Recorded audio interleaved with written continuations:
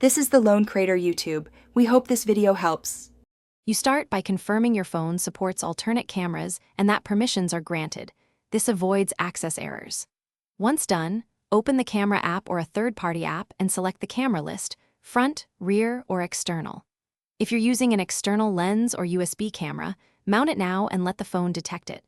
Make sure auto-rotate and battery-saving modes are off so performance stays consistent. This gets you into the camera selection step quickly and reliably. Now you choose the specific camera or mode and configure key settings. Why this matters is control.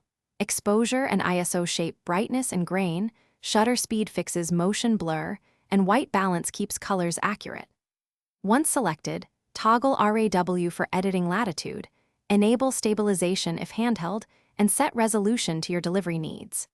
Make sure grid lines are on for composition and that autofocus mode suits your subject. Continuous A. To finish, frame your shot, lock focus and exposure if available, then use a timer or remote trigger to eliminate shake. For action, use burst mode.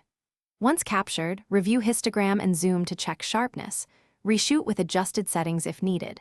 If the alternate camera doesn't appear or lags, restart the app, replug any external device, and verify permissions. This fixes most problems. If you still have sync issues, toggle airplane mode, then reconnect to clear background interference.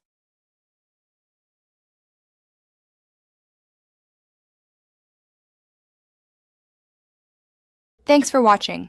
Consider subscribing if we helped you.